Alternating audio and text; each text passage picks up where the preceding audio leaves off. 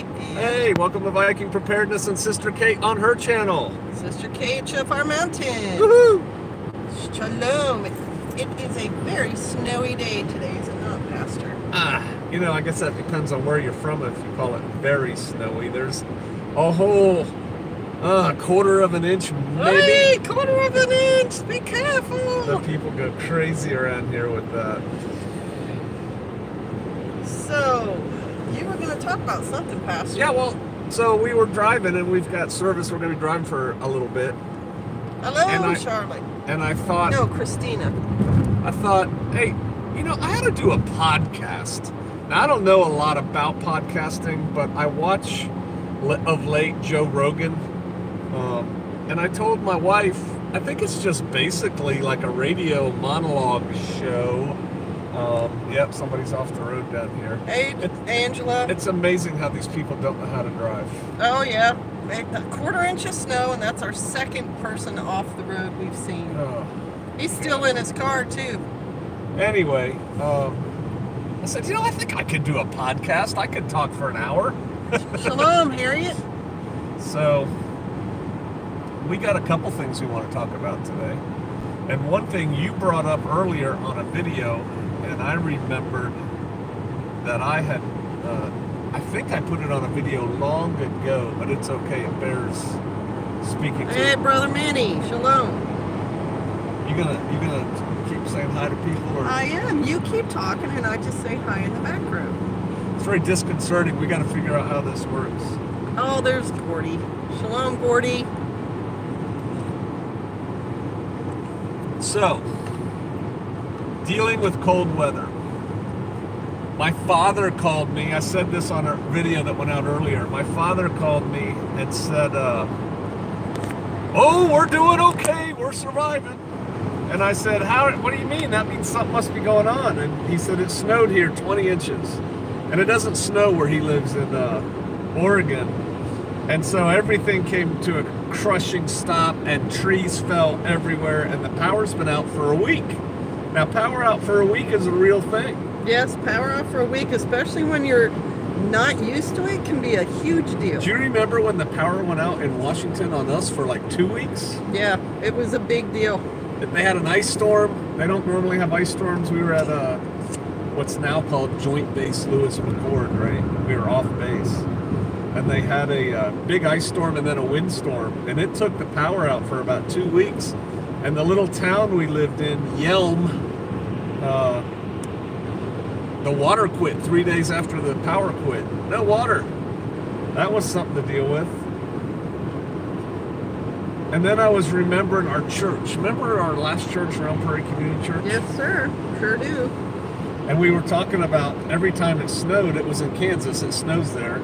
We would go and I would shovel the snow every Sunday. And I was asking you today, what did I ask you? Why was he the only one who'd go up there and shovel the snow? Yeah, why was I the guy always shoveling the snow? I did have an elder for a while that would come up and shovel. But for most of the time when it snowed, it was just me up there shoveling. Anyway, I digress. Our power used to go out there a lot too, and we were going to have a men's prayer meeting one day, and prayer breakfast. And I showed up, and got to get calm there, sweetie. It's all right. They can hear you. I showed up. That's true. You don't really have to watch this. There's nothing to see. I showed up and the water was out. More than once the water froze. was out Yeah, at that building all the time. We never quite got that figured out. The water was frozen, and you know me and coffee, right? I had decided I'll just get up and go to this thing, make the coffee and drink it there, and so there's no coffee. Oh no. So I opened up the closet. Oh, the power was out too. I opened up the closet and we had water bottles in there, of course, full of water. Guess what? They were frozen, solid. And it was like, oh no. So I go out to my truck, I keep emergency supplies. I had 2-liter soda bottles. They were frozen. But then I remembered I had a Arctic canteen in my winter kit, like with a quart of water, liter of water. And I said, man, I wonder if this is frozen. And it wasn't. And so I poured that water, and that's how I made my first pot. And then by then I got things going, and we had coffee, and everything was okay. What were you talking about? Staying warm and dry in cold weather. I did want to talk about what Pastor just touched on. When you store water, like we store water in plastic 1 or 2 liter bottle containers, when they freeze, now how are you going to drink that water? And how are you going to warm it up? When your water storage is in plastic, you cannot put it over heat. When it freezes, you're going to melt the plastic. And so the key in the winter time for your water storage is have some water. Wow, what happened there? The light went crazy. Have some water stored in some kind of metal container like a pot. That you can just put directly on the heat. That you can put directly on the heat, so that it'll just, it doesn't matter if the pot and water are frozen. Once it starts warming up, it's gonna thaw out and you'll be able to drink it. If you have enough water like that, you could fill a pot, melt that, fill a pot with it, and then stick a frozen container in the pot of hot water and get it going that way. Somebody made a really long comment, so I'm going to try to read it. Why? We got less than an inch this go round, but my wife and had an apple tart ready for me when I came in from chores, so I'm okay. Yeah, I tell you what. You should keep her. Yeah, I said Par Homestead, you should keep her. Matthew Goza said, put vodka in it. Does water not freeze when it's got vodka in it? Oh, I have another story to tell. Hang on. Good morning, everyone. Okay, and go. All right, so a story. I had a good friend who told me about tinctures. And at one time we made, 16 quarts of elderberry tincture. Long story there. It's supposed to be good for the, what is it called? The cyclokine storm or something? When your antibodies go crazy? Right, it's a flu fighter. The tincture that we made, elderberry tincture, is a flu So we fighter. ordered these dried elderberries online. They weren't that expensive. And you basically, as I recall, fill a mason jar halfway with elderberries and then fill it up with vodka. Cheap vodka, it doesn't matter. And you let it sit, you shake it every now and then for 14 days, and then you can drain out the berries, and it reduces your volume, so you can take your 16 quarts and put them into 8 or something. Good morning, Travis. And anyway, it doesn't taste good, and it's not about drinking, it's about medicine. And so you buy the cheapest vodka you can buy, whatever is the equivalent of rock gut vodka. And so the first time I made it, I've got like 3 handles of cheap vodka, and I was wondering what they were thinking about me. But then my buddy, Mosby's men, he went to a church at the time where they don't drink in that church. It's like, we don't drink. And he doesn't drink. And so he's in the liquor store buying this cheap vodka, and he sees like an elder from his church there. And they act like they don't see each other. But the elder from the church was buying like Jim Beam. And you don't make Jim Beam in the tincture. So I thought that was kind of funny. Susan, Michigan. Hang on, let me look. Yeah, Michigan, Susan. Can I teach home remedies and how to make them? Maybe, but right now I'm just going to urge you to get that National Geographic. It was the last month's issue, and it's all about home remedies. Which one was that? It was Michigan Susan. No, which issue of whatever? National Geo. It was the latest one. Was it any good? Yeah, it's really good. It's easy to read. It's got great pictures. Hey, Homestead, Tessie, Does Shalom. it have details? It has really good details. Yeah, it's very useful. That's why I recommend it. I went out and bought about 5 stick it with our copies. medical? I already have it, Pastor, and I have some for our kids too. What else is going on? Let's talk about medical stuff. What medical stuff? What do you think the average home should have on hand with children? Let's say they have children. Medical. Like, what's your medical supplies look like for a prepper home that also includes children? Not just for children, but it includes children. That is a very large question, Pastor. Could be a book, couldn't it? Probably is a book. Probably has been written already. Well, what would you say? Somebody's brand new and they're like, my medical supplies are terrible. I've got this cheapo first aid kit and I've got a thing of cough medicine. That's it. Well, my 5-gallon first aid bucket has a lot of stuff in it that is really good for preparedness. You definitely want to have things like Neosporin, some sort of antibacterial salve. Triple antibiotic ointment. Or if you want to, I'll throw out some of the alternatives to that would be the tea tree oil, or some sort of chickweed salve or plantain salve, an antibacterial. That'd be number one. There's also that blue coat spray that Pastor has done in his video and I've done in my videos. You get shot on Shofar Mountain, you're gonna turn purple, blue, whatever. Right, you're gonna have a big blue purple thing where you're gonna get squirted with that. It's an anti-germicidal, antifungal spray that is also a liquid bandage. You will want bandage material. Now, some people say, stock up on tons of 4x4 bandages and tape and everything, which is fine. I'm one of those people. But the problem with that is going to run out, and if it gets wet, it will no longer work. Well, this lighting in here is just Don't worry about awful. the lighting. It's more like a podcast. And so I think you should also have, in addition to a bunch of bandages, the either muslin cloth or the flour sack. So can cloth. I get in line here? Oh, hang on, that they sell at Walmart. So it would be a bandage that you can wash and then reuse. So one thing that I've half looked for before, and I don't really shop Craigslist or anything. Decent hotels, their sheets aren't gross. Their sheets are nice, which means they're changing out sheets on a fairly regular basis. I'd like to get a huge cardboard box of folded up hotel sheets.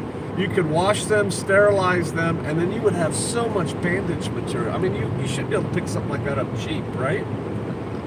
Sure, or at a discount store, because there are malls with discount stores, and some of those stores are sheet and towel places. Tony's wife, Tracy, took several sheets that she had and cut them up into huge triangular bandages, even hemmed the edges of them, and then dyed them, and then we used them for neckerchiefs for our Boy Scout troop. But they were like real sized ones that you could actually, make a sling out of and stuff. Yeah, I think the sheet idea is a good idea for the bandaging. It's just something that you will be able to reuse. You can wash, sterilize, and so we've talked about the antibacterials. Oh, wait a minute. Somebody said the other day to you that you can use a pressure cooker to sterilize. Yes, you can use a pressure cooker to sterilize. Forces. Every Special Forces team had basically a pressure cooker. It was called an autoclave, and it was for pressure cooking bandages to sterilize them. Sure, and then I would think I'd have to do a little bit more research if you just boil them for a certain amount of time also. Probably at least 15 minutes, that's going to sterilize them as well. So then you're going to want to have your salves and creams for things like bug bites and swelling. So that would be your cortisone creams. Wait, you said boil for 15 minutes, right? Yes. So you probably wouldn't want to do that inside the house. So you'd probably want to do it over a fire outside in like a cauldron with a big stirrer stick that you can like move the bandages around in the boiling water. Like we're gonna get that little, how do you pronounce that thing? Poiki? I have no idea. Actually, that's not true. I do know what it is, but it's so you can, I think more than anything, you're going to need something really large. Yeah, I'm talking, bigger than what we ordered. Something big that you could... Right, absolutely. Something really large to boil. That could be a job like for sheets. 2 people. Yeah, and it often is. That's what nurses used to do in the good old days. And then the big pots would also be used for cooking food because patients needed nutrition. So we were talking about the cortisone cream. That would also include things like a plantain salve or a chickweed salve for the bug bites. and rashes and things of that nature. Then for children, you're going to want like a acetaminophen. For kids, an anti-fever, set apart homestead said blackberry root is really good for drying up mucus. You'd want honey, you'd want lemon, you'd want cayenne pepper and vinegar. People have said vinegar, for your bug bites and things, and vinegar for not so much first aid, but just sanitation, like toothbrush and toothpaste and things, ankle braces, knee braces, some sort of large triangular bandage braces, some sort of large triangular bandage for slings, crutches, because what happens when you're off-grid and in an emergency is those kind of things like sprains and bursitis in your shoulder and, muscle problems. You're going to need bedpans and urinals. You're going to have to have the ability to treat really sick people who are just laying in bed going, because there won't be a hospital. And so we have 2 brand new bedpans that are like enamel on metal, big things at bottom on Sportsman's Guide. They're like $5 a piece. They said use it for a novelty item. No, I got them in our medical supplies. God forbid we ever have to use it, but it beats the heck out of diapers or something. Also, the meds that I talked about in my 5-gallon bucket video were diarrhea meds or constipation meds, because often in emergency situations, people will have stomach issues, and kids will have stomach issues. If they get diarrhea, if they are not totally clean, or they've been vomiting and things like that, you want to calm their stomach down. Stuff like Mylanta.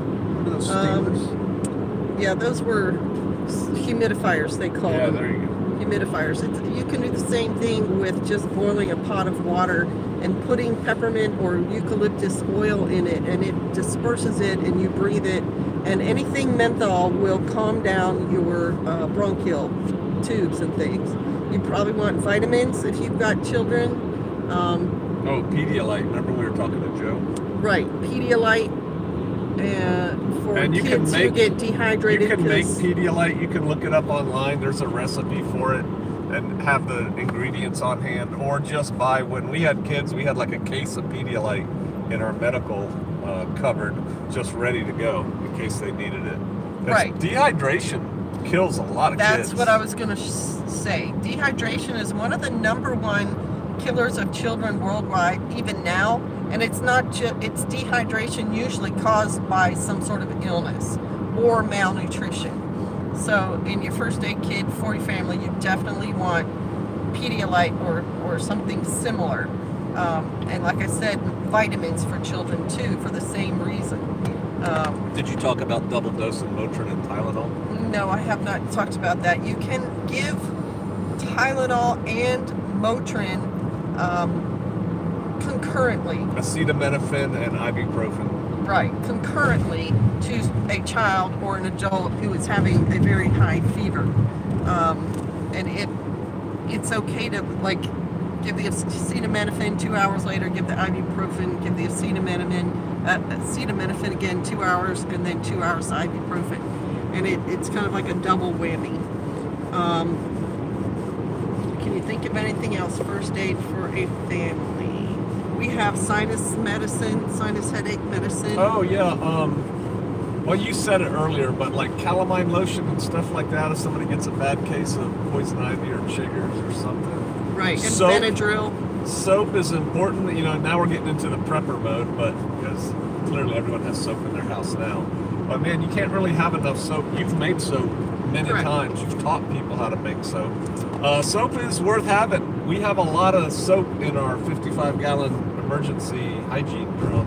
Right, because keeping clean in emergencies is one of the most important things, because little infections can turn into big infections in situations where you're stressed out and you're not keeping as clean as you should be.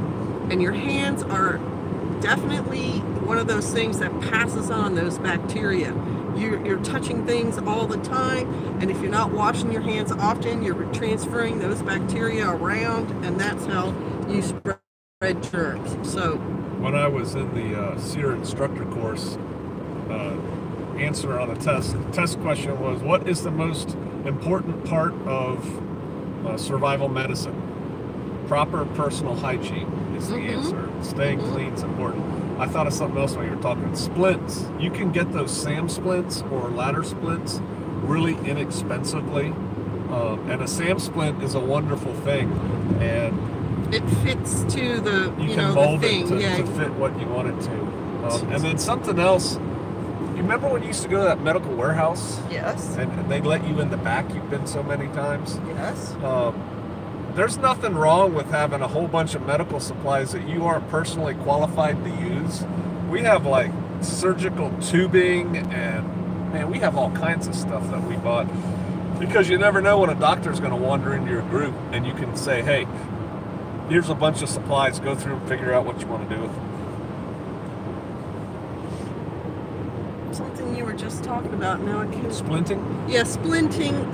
The thing about splinting is having your splints already made makes everything a lot easier, but you can do splinting with just about anything that'll be stiff and supportive, like a magazine, a couple of twigs. What else have we used to splint with before? Boards. Boards. You want to pad it, though. You want to pad it and make it conform. I mean, that's a whole class. We're not going to go into a class on splitting. Right, we're not going to go into a class on splitting. But you should have training. Yes, absolutely. So come on, Truck, what are you doing? Part of your first aid preparedness for your family would be going to the Red Cross and taking a basic first aid class. I think you should take as much first aid medical courses as you can stand. Like, why did I tell you to go get EMT? He told me to go get EMT trained to be better at doing first aid for our family. Because what if I'm the one who gets injured? Like, I know pretty much everything they teach at EMT because of what I did in the military. But what if I'm the one who's injured? And now you know all that EMT. And you've actually done more. You've treated gunshot wounds. You've treated broken legs. You've done good. I'm getting bored with medical. Yep. So that was it. You want me to look at some of the comments sure, people are saying? All right, let me scroll back. Let me scroll back through, you guys. Be patient while I scroll through and look at... Someone's used wooden spoons for splinting. That's awesome. Lamb's ear Band-Aids. Yep, that's getting back to the herbals. We've talked about it. Lamb's ear or mullein is a plant that's soft and absorbent, and you can use it for Band-Aids. And we let mullein grow on our property. We don't treat it like a weed. Okay. Toothpaste works for stopping itch. That's good to know. Motrin cures all. Vitamin M, 400 milligrams. Jewel weed for poison ivy. As long as you know what it is, it is a way to stop some of the itching. Pedialyte in a powder. That's a really good thing to know, Travis. Keep your eyes. Noxzema for skin and burns. That's a really old. Yeah, it is. Like sunburn. I remember putting Noxzema on for sunburn. Yeah, that's what we used to use for sunburn in the good old days with Noxzema. And vinegar works to cool sunburns down as well. Oh yeah, that's one thing we didn't talk about. Some chemicals you should have on hand. White vinegar is really good. Hydrogen peroxide is really good. Alcohol is good. Witch hazel's okay. Those things you can buy in bottles and just store away. Right, and all four of those things are cheap and usually available at Dollar General. Yeah, hydrogen peroxide's really cheap. St. John's Wort's good for rashes. Okay, all right. So let me get back up to where we were. Baking soda helps with itching. Oh, Doris, thank you for bringing that up. I had totally forgotten about that. And baking soda is so cheap. You make that paste out of it and you put it on whatever bite or rash you have, and it sucks all the moisture out of it, dries it up. The last time we were at Sam's, they had these big like plastic sealed bags of baking soda. I don't know how much it was, maybe a pound and a half. And I bought a couple of those, and I'm going to buy some more. Baking soda is one of those things that is so useful that most people have like half of a little cardboard box in their fridge, right? Yeah. Northwest Arkansas prepper said, what do you think of bulk powdered hydrogen peroxide? They use it in the poultry business. Never heard of it, but I'm going to look into it. We have not heard of that, brother, but my first thing would be get it and try it. You know, is it easy to reconstitute and is it effective? Okay, so we're kind of done with the first aid. So then I'll bring up my next topic, but I gotta figure out another way to hold this. Hey, Palmetto Paratrooper, shalom, brother. I gotta figure out a way to hold this thing because my hand's getting numb. So let me see if I can just prop this guy up. Working out with Sister Kate and Pastor Joe, holding the phone. Right. Anybody on here ever do rifle PT? You push the emergency thing. Just push it again. It'll go off. Well. You can get really tired playing with a 7-pound rifle. Okay, I think that'll work. I don't know what's back there that keeps me in the way. Alright, there we go. So, the thing I was going to bring up next was I've been watching the John Adams TV show. It was done by HBO and I'm watching it on Amazon Prime. I've watched it before, it's good. It's really good. And so one of the things they brought up, even in the first 5 minutes of that, got it? No, it's not as good. You should get the little leg thing out of the bag. Your bag is all the way at the back. In the first 5 minutes of that video, they brought up some really interesting points about the American Revolution, and it got me thinking, whoa! That's not working. Just hold it like this, look. It's not that hard. It is that hard. I can't drive and hold it though. Where'd it go? Your hand is over my camera. Okay, you gotta hold it. I can't hold it. See, it's not as easy as you thought. Be patient, you guys. We're working on it. Technical difficulties right now. There we go. That's pretty good. Okay. I don't need to be on screen. That's yeah, all right. you do. They gotta see your gorgeous mug. Shalom, shalom, chasing life. All right, so in the first 5 minutes of the John Adams series, it brings up some really interesting points, and one of them is the Boston Massacre is kind of like the beginning of the military part of our revolution against England. Before that, everything that had been going on had been kind of political. And when the shots were fired on the square and the Boston Massacre happens and 5 Americans are killed, what had people coming out into the street was fire. Boston had a fire in 1760,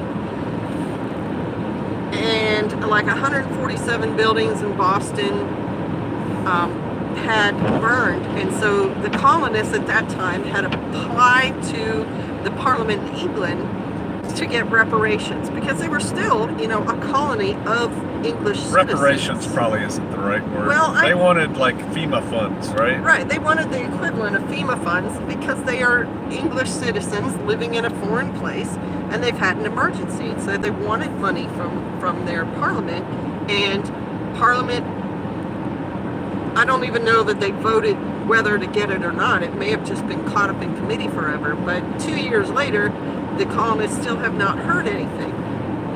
And so 1765, which is now 5 years after that disaster, England starts putting out those taxes, the stamp tax and the tea tax. No taxation without representation. Right, and the colonists are getting really, really mad, and so it's 1770, now it's 5 years later than that, 10 years from the original big fire in Boston, and fire breaks out. And so people get out into the streets to fight the fire, and it's during that time that first it was probably the street kids, but then it became more and more people are taunting the British soldiers who are out on duty. Well, what else are they going to do? There's no Call of Duty or whatever kids play today. There's no video games. Let's go throw snowballs at their lobster backs. Right, let's go throw snowballs at the lobster backs. And so they're out there, the adults are out to fight the fire, the kids are out there because of the fire, but they start taunting these lobster backs and throwing stones and ice and stuff at them. And they're still not sure who fired first, but then these British soldiers fire into the crowd and they kill 5 people. And one of the people killed was a firefighter. He was 17 years old, and next to his body they saw his bucket and like the insignia of the unit that he was part of. Because even in 1770, volunteer firefighters were organized. You know, they had shovels and they had buckets, and I think they had some kind of sled that they could put the water on and pull it over to wherever the fire was. And I just found that really interesting, because when Pastor and I became firefighters, it was not on our agenda. It was not on our bucket list. We were not thinking, you know, sometime in our lifetime, we definitely. Yeah, maybe I will use the hat. Just push the button. It was not something we had definitely talked about and decided we were going to do. But then it just kind of happened, and then Pastor and I become firefighters, and we're older when we did it, in our 40s. And as part of that, I got that EMT training, and we learned in the firefighting class about how the structure of a building affects how much it's going to burn. We learned about the equipment and how it worked, and how you're going to fight a fire, what's important to remember about fighting fires, how fire is started and what it needs to grow. We did learn a lot about fighting fires. We did, and you think to yourself, like, what importance would that have in our life now? But the way we deal with our wood stove and how we put fire and build fire in the wood stove even is dependent on the classes that we had. And then a lot of the first aid information that I have on the medical side came out of that as well. So if you're young enough, and we were 40 when we joined our volunteer fire department, you should think about joining your fire department. I'll tell you, the reason I joined too had nothing to do with fires. I knew that I was in my last tour in the military. All my friends were either military or former military, and I wanted to get to know civilians and know what it's like to be a civilian. And so I joined for that reason. And man, the intel available, the things you learn about your community when you're a volunteer firefighter are amazing. You just learn everything. In the 10 years I was in that fire department, I bet you I was inside 90% of the houses in our township, which is like a sub-unit of a county. I was in most of the houses, and I knew everybody. I knew where everybody lived. I knew who the good people were, the bad people were, the sick people, all the things. It was interesting. And that was another point I was going to bring up about being on the fire department. You learn infrastructure of your town. If you're not already involved in your infrastructure of your town, like through your business or your church, you learn it in your fire department through the people who are volunteering. And you make connections with all of them. But also by the calls that you go on, because as Pastor said, you end up going to many, many people's houses for different reasons. Not every call that you go on is a fire. Most aren't.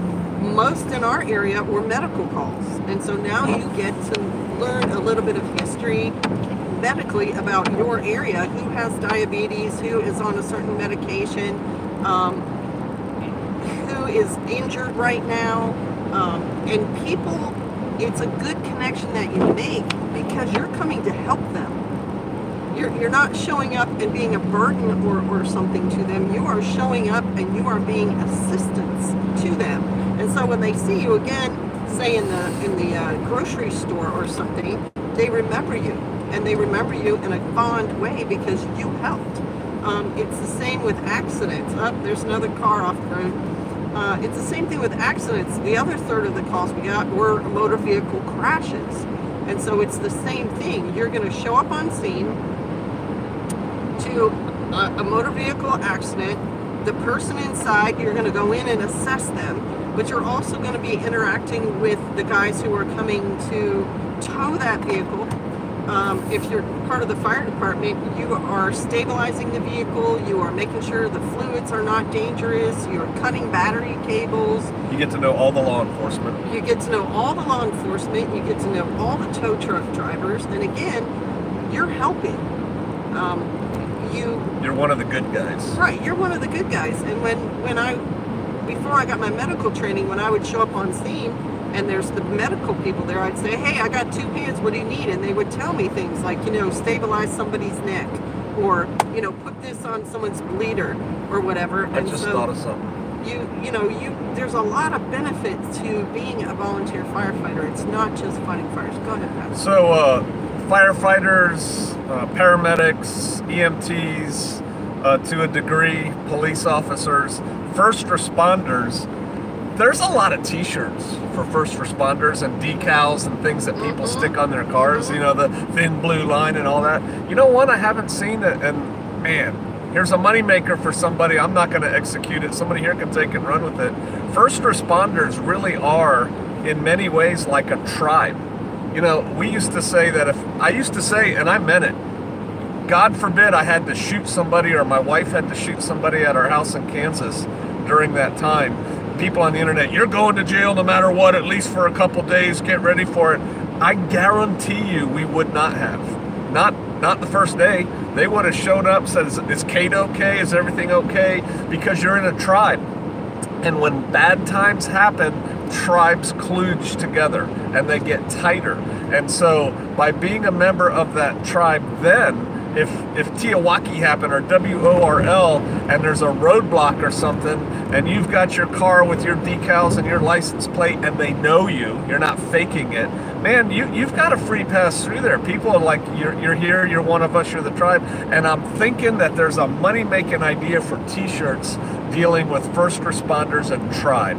First responder tribe. And then some cool slogan or something. So somebody can take that and run with it. Right. And you'll see it. Somebody will eventually do that, the first responder tribe.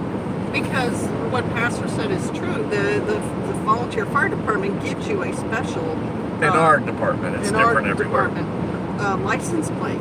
And so people knew you were on the department. And sometimes that was a good thing. Sometimes one time I got pulled over for going 7 miles an hour over a speed limit, and the person who pulled me over said, are you really on that fire department? I said, absolutely. I'm one of their medics and a basic firefighter. And he said, all right, professional courtesy, I'm not going to give you a ticket. You just go on your way. And like Pastor said, same thing. When there's evacuations, when there's quarantines and things like that, you're being part of a fire department or an EMT person is going to give you access where not everybody can go. It's not going to give you options. It's going to give you freedom of movement, too, to a large degree. Right. I mean, let me just tell another story now. It's on the same lines. Her mother, they had fires, right? Right. Was it fires? Big fires in Florida, in her county, and they evacuated her neighborhood. Yep. And her mother was older. Yep. Nice neighborhood. And her neighbors, retired couple, had a nice motorhome. And so they took their motorhome and they went inland, in-state, away from the fires to a campground. And very quickly they came and the National Guard came out. They were so big of fires, and they put up a perimeter to keep looters out of the areas that they had evacuated people from. And Ma was in the campground for a while, and her son, your brother, who was in the National Guard in Virginia at the time, actually Maryland at the time, 29th, rode his Harley all the way down from Northern Virginia down to Florida to check on Mom and make sure she was okay. And then he pulled into a gas station, changed into his National Guard uniform, which he was like an E7 or something at the time, and then got on his bike on a Harley in a National Guard uniform and rode up to the checkpoint And the guy's like, "Hey, Sarge, how's it going?" He goes, "Good, I'm just doing a recon." He goes, "Okay, come on in." And he went in, he drove around, he checked on Mom's house, he checked on the neighbor's house. He came out, he let the guy that he went through assume that the 29th Infantry Division was coming down to assist, but he didn't lie and he didn't say they were. And then he drove out to see your mom and gave her the report. "Hey, everything's fine, your house is good, blah, blah, blah." But see, he had access because he had the uniform and he knew how to act it. Now that doesn't mean if you've never been in the military, you can go put on a military uniform and pull that off, or a firefighter uniform or an EMT uniform. No, that's illegal. Well, not only is it illegal, it is a tribe. And they have ways of doing things, and they can tell if you're not one of them. That's right. You know, and then you're going to get in a lot of trouble. Right. So you don't want to be in that situation. No, but you don't want to try to fake it because, like he said, you're going to stick out. But like utility guys, you know, the guys who drive the trucks that fix the power lines and stuff. Yeah. Man, I think that might be a pretty good bug out vehicle. You outfit one of those things with all your gear, but again, you got to talk the talk and walk the walk. You know, you have to have been a utility guy, or maybe you are now, or gal. But like my dad said, there's people come from all over the country into his part of Oregon to help. So there's that. It's true. I was pulled over for turning down a one-way. The officer knew me from a senior citizen clinic that was helped previously. Professional courtesy. Good morning, shalom. And the way that I found the story in the John Adams movie about the one of the first people killed at the Boston Massacre was a firefighter, was because I was on a firefighter history website. It wasn't on Wikipedia. The Boston Massacre and the details of it, I'm sure, are on Wikipedia, but not that detail that a 17-year-old firefighter was killed was on a firefighter website. So firefighters in America have been around for at least 350 years. That's a pretty old tribe. That's all I'm saying. And valuable. I mean, even the tools they taught us how to use. Like the Halligan tool, the Halligan axe tool, with the pick on the. Yeah, the jaws of life, and how you want to deal with a fire. If a house is full of gray smoke, you don't want to introduce oxygen into it by opening the door. That's where you get that backflash situation. You want to let the heat out of the roof, so that's why you see firefighters climb on a roof and cut holes in it and stuff. You know, even special forces took lessons from firefighters. Mm-hmm. We actually had firefighters train one of my teams how to use the big cutting wheels. It's like a big cutoff wheel, but it's gas powered. It's huge, and the jaws of life and Halligan tools for breaching. Yep. And because I had a detachment whose mission became going after downed helicopters and stuff like that. And so it's the same thing as you come up to a van on the side of the road, you got to cut your way into it to get the people out. So they had firefighter tools basically to do that with. And then we actually did an exercise one time at JRTC. Some people here know where that is, down in Louisiana. And we bought from a junkyard a van. And we put dummies in the van dressed in uniforms. Now here, figure out how this conspiracy theory would spin if people just saw this story from the outside. So we buy this van from a junkyard, we put a bunch of bodies in it, dummies, mannequins, in uniforms with wounds on them. You know, we made them up with a moulage kit, and then they put this thing underneath the Chinook helicopter on a sling load, and they flew it out into the woods, and they cut it loose into the woods, and it just like fell through the trees on the ground. Wow. And then, you know, the exercise was you got to go find it, you got to go in and secure it, you got to cut the pilots and the crew out, and, you know, meanwhile the bad guys are attacking, all that stuff, and had to deal with it. And that was a really good exercise, and it wasn't very much money. I mean, I think we got that van for less than $1,000, you know, and so, yeah. But how would that look? They're sling loading the van. I saw bodies in it, man. The government's coming to get you. No, we were training to rescue our guys. That's what we were doing. And even if you're a little bit older, like we are now, you could be part of it. Who's older? Hey, now. I'm not older. Look at that white beard. Sure you're not. That's stress. That's not age. Okay. The auxiliary is still attached to the firefighter. It's usually the wives, but it can be volunteers. And they do things like bring coffee and water to A big scene. A big scene if you're there for several hours fighting fires and stuff like that. Soup. The auxiliary, they bring soup, other things to help the guys if it's really hot or if it's really cold, they'll bring warm drinks. So if you're, not as physically fit or you're older, you can join the auxiliary and you're still part of that tribe. You're still part of things helping. Yep. That's a good point. Yeah. So let's talk about John Adams. Talk about Abigail, because she's an impressive woman. Was an impressive woman.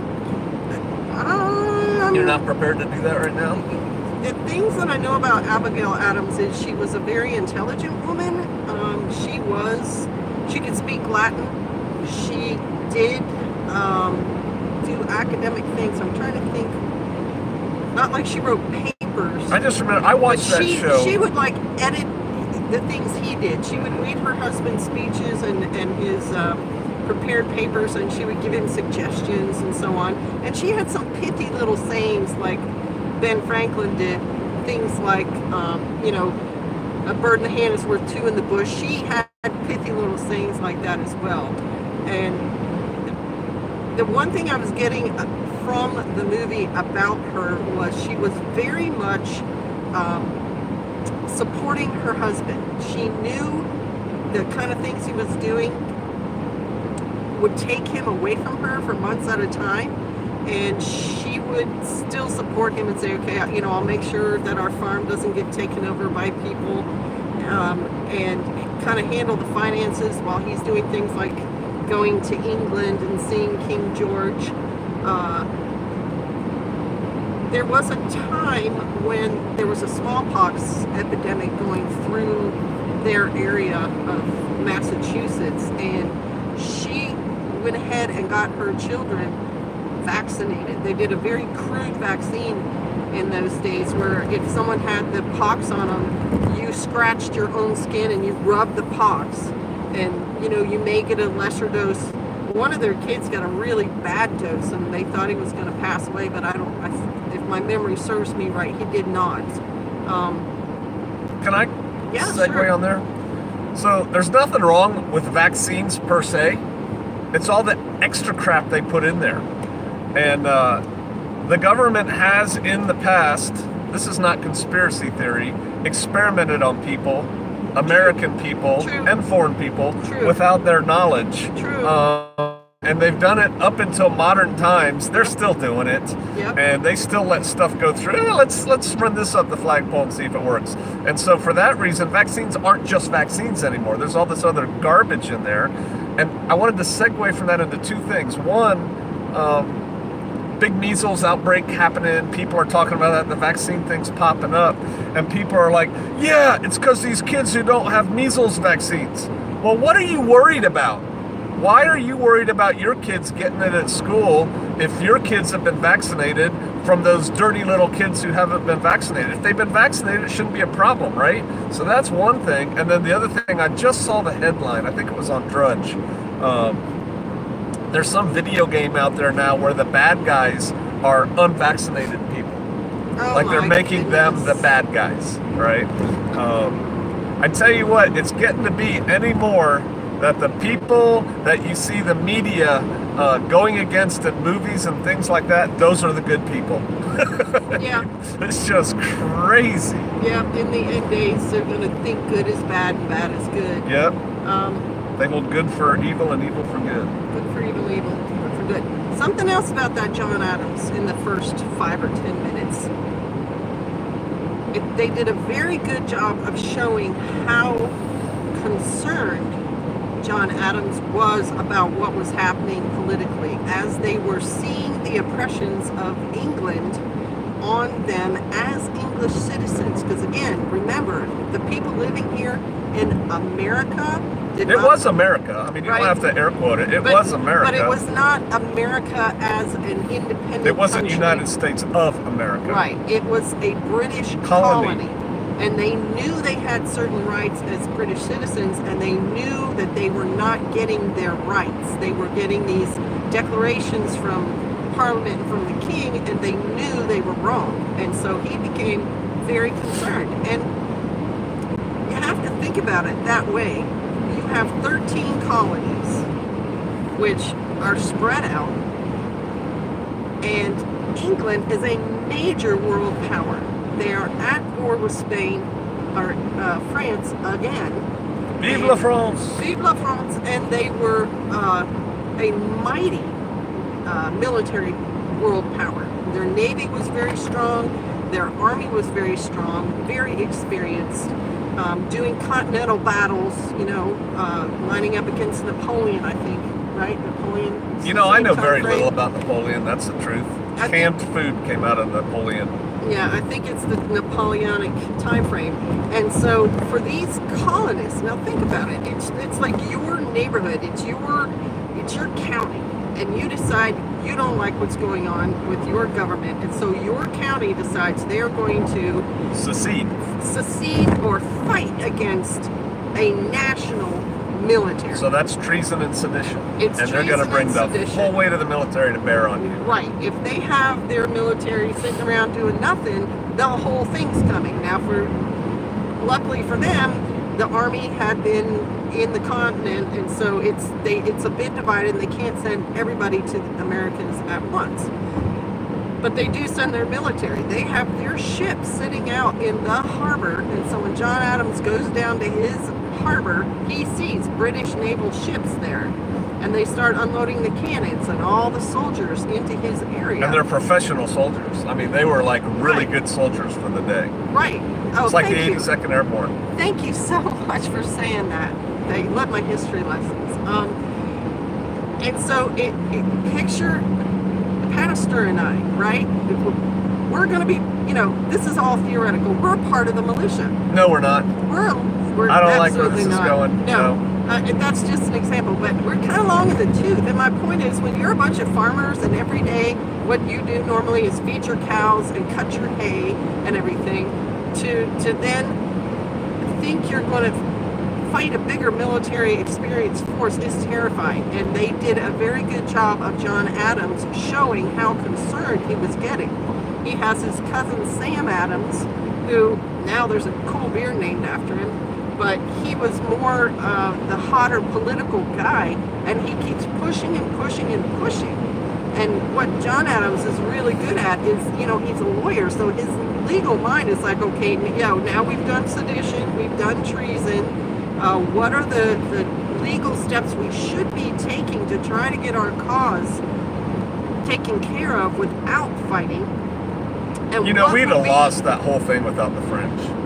As much as I bad-talk the French. And we'll get in on that in just a second. But what are the legal ramifications now that we are taking more steps and we are doing things like tarring and feathering one of the customs officers of the king? Can you imagine if somebody tarred and feathered somebody today? It wouldn't be funny. You'd be like in jail for life.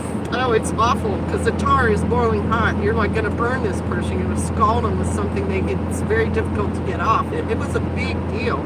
And so what are the legal ramifications, and what are the steps that we are going to have to take in order to make the whole revolution come out in some kind of sensical way? You don't want to take a country that's working and turn it into anarchy, because then it's not working. And so yes, the French. Because Washington was losing. And then he was getting ready to lose his army because they all wanted to go home. And it was horrible Washington's stuck in there, so that's good. But, we're trying to make a real army to fight a professional army, because that's how he thought about it. I think our history now, we think we fought the whole thing, guerrilla warfare against the British lined up, and that's why we won. But no, we were trying to fight them head to head, like military for the most part, and getting our butts handed to us for the most part. And it was touch and go there until Yorktown, right? And the French came, and the French didn't help us because they loved America. The French helped us because, hey, let's help these guys who are fighting the Brits, who we can't stand. But be that as it may, the French saved our bacon. We are a country because of the French. Right. And other than that, there were Frenchmen. Rochambeau was one of them. The Marquis, Lafayette. Every the state in the Union has a city named after Lafayette. Lafayette was a Marquis, Fayetteville, so he's British or French nobility. He's got some money and some political pull, but he's also a very young man. I think the first time he came over here, it might have been 15 years old, certainly no more than 20. And he took to Washington on a personal level. Right, they were buds. When he came over, he would bring financial aid. He would politically try to influence his government to lend military aid, and France was fighting England at the time. So now this little colony, as Pastor said, the enemy of my enemy is my friend, is lending aid to these revolutionaries in the Americas, and training them, things like that. But it really was their Navy coming in at Yorktown that turned the tide there, and absolutely America would not be America the way it is now if it were not for the French help. So the fact that there's a Fayetteville in like almost every state is because of the Marquis de Lafayette. Fayetteville or Lafayette. Yeah. And he actually came back after the war. I think it was around 1814, and did sort of a visit to see how things were going, and there were tons of celebrations for him when he got here. He was welcomed when he showed up off the ship. There were, dinners and speeches and crowds just, cheering for him, and he toured all around the States. He went on a speaking tour? It wasn't just speaking tour, it was just a congratulatory, wow, what a, he was instrumental in helping us turn the tide in that war. So I'm sure they're going to get to that in the John Adams thing. They're going to get into a lot of things. It's such a well done series. And so you want to start wrapping this thing up now? Oh yeah, okay. So we've been talking now for almost an hour. So Pastor and I are going to have to get offline. We appreciate. Oh yeah, the series Turn depicts the struggle well. The series Turn is awesome. If you haven't seen Turn, you should watch it. There's some really good tradecraft in Turn, actually. Yeah, Turn is about the spies working in the New England area. For Washington. And also the British spy in New York. Gang. Right? Who was John Andre. This was the British spy master, and he was running spies out of like New York City and Philadelphia. It's really good too. Anyway, we are going to have to get offline now. We've been talking for about an hour. We appreciate all of you who showed up and gave us the thumbs up, and we will read the comments after, and then if there's anything to be addressed, we'll address it in the comments or do other videos about it. So we love you guys. We appreciate all your support. Support each other as well. If you know someone in your area, be in contact with them. Be part of that tribe. All right. Bless you guys. Shalom. See you out there.